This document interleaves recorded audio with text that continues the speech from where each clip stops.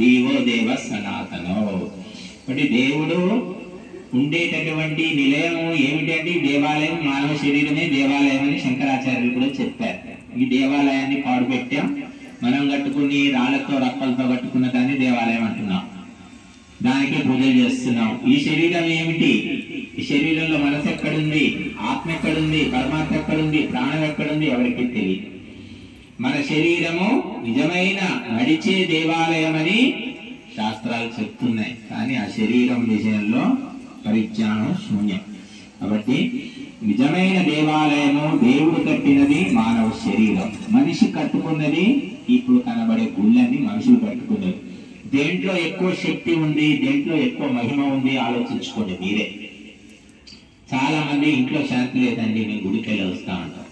గుడిలో శాంతి ఉందా? ఉంది అనుకుంటున్నారు కదా, అక్కడే ఉండండి, ఒక రోజంతా అక్కడే ఉండండి, మీ శాంతి ఏంటో గుడి ఏంటో తెలిసిపోతుంది. ఒక రోజంతా గుడిలో ఉండండి, ఎంత శాంతి ఉందో మీకు తెలుస్తుంది. గంటసేపు పోతే అన్ని శాంతిగానే ఉంటాయి. కాబట్టి శాంతిని సంపాదించాలి అంటే ఈ సజీవమైన దేవాలయంలోనే సంపాదించుకోవాలి. మన శరీరంలోనే ఉంది శాంతి. ఆ పరమాత్మ తత్వాన్ని తెలుసుకోవాలి. అది తెలుసుకోనంత వరకు ఎన్ని గుళ్ళు తిరిగినా కూడా మనకు ప్రయాస తప్ప లాభం లేదు.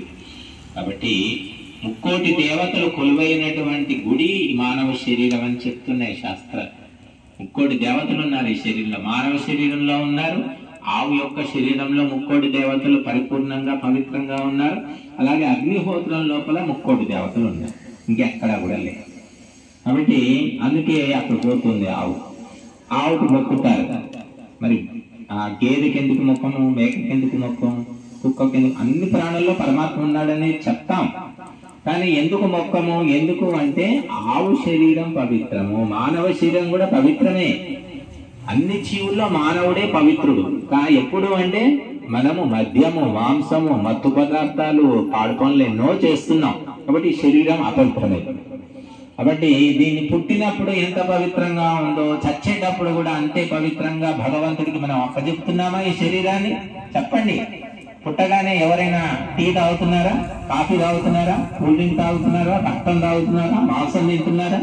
యావబడి తినట్లేదు. పుట్టాక తినట్లేదు, పుట్టిన 5 ఏళ్ల దాకా కూడా తినరు, తర్వాత మొదలు పెడతారు మెల్లిమెల్లిగా. కాబట్టి తర్వాత వచ్చిన అలవాట్లే మన సొంతం అనుకుంటున్నాం, కానీ అది తప్పు. ఇంకా మనిషి పుట్టినప్పుడు ఎంత పవిత్రంగా ఉంటాడంటే అందరూ ముద్దు పెట్టుకుంటారు, అందరూ ఎత్తుకుంటారు. 20 ఏళ్ళు వచ్చాక ఎవడు ముద్దు పెట్టుకుంటాడు? నేను దగ్గరికి కూడా ఎవరు రాలేదు. ఎందుకంటే భ్రష్టు పట్టిపోయావు, 20 ఏళ్ళకి భ్రష్టు పట్టిపోయావు, అన్ని అలవాట్లు చేసుకున్నావు, అన్ని పాడు లక్షణాలు వచ్చేసాయి, అన్ని దురాలోచనలు ఉన్నాయి నీలో. తల్లే మెచ్చదు, తండ్రి దగ్గరికి రానివ్వడు, అలా మారిపోతున్నావు. కాబట్టి మారుతున్నది ఎవరు, మారుస్తున్నది ఎవరు తెలుసుకొని ఈ మాయలోంచి బయటపడి ఆ పరమాత్మను మనం చేరుకోవాలి అంటే ఈ శరీరమే దేవాలయం అని నమ్మి ఈ శరీరం అనే దేవాలయాన్ని శుద్ధి చేసుకోవాలి, పవిత్రం చేసుకోవాలి. అందుకోసమే చెప్పేది మద్య మాంసాలు తినకండి, అపవిత్రమైపోతాము, మన ఆత్మ దూషితమైపోతుంది, వాక్కు కూడా అపవిత్రమైపోతుంది. అందుకని మద్య మాంసాలు సేవించకూడదు, మనిషి పుట్టినవాడు అంట. మరి గాడిద కూడా పొగాకు చేనులోకి గాడిద కూడా వెళ్ళదట, గాడిద కూడా తినదు పొగాకు. కానీ మనిషి అనే గాడిద తింటున్నాడు పొగాకు, సిగరెట్లు, బీడీలు, చుక్కలు, బొట్టలు ఏమేమో తినేస్తున్నారు. అంటే మనిషి బుద్ధి ఎంత భ్రష్టు పట్టింది. ఎందుకంటే సత్సంగం లేదు, ధ్యానం లేదు, సంస్కారం లేదు, ఏమీ. వండుకోవడం తినడం, వండుకోవడం తినడం, ఇదే ఆలోచన. కాబట్టి ఆలోచన దాటుకుని దైవిక లక్షణాలను పెంపొందించుకోవడానికి మానవ శరీరంలోనే అవకాశం ఉంది. కాబట్టి మనము ఈ మానవ శరీరం ద్వారా ఎన్నో ధర్మ కార్యాలు చేసి మనిషే దేవతగా మారగలుగుతాడు, మారాలి కూడా. అది నాడున కర్తవ్యము. ఇప్పుడు మనము పరమాన్నము, ఎండుకొకళ్ళు, శిష్టకృతాహుతి సమర్పిస్తాం. శిష్టకృతాహుతి అంటే హే భగవంతుడా, మేము ఈ కర్మ చేస్తున్నాము, ఈ మహత్తరమైన కర్మలో మాకు తెలియకనో తెలిసో కొన్ని దోషాలు, పొరపాట్లు, తప్పులు జరిగి ఉండవచ్చు. మన్నించి వాటిని ఒప్పులుగా స్వీకరించి మా కోరికను నెరవేర్చి నాకు శాంతి సౌభాగ్యాలను ప్రసాదించు అనే మంత్రముతో ఈ పరమాన్నం సమర్పిస్తామన్నమాట. దీన్ని ప్రాయశ్చిత్త ఆహుతి అని కూడా అంటారు.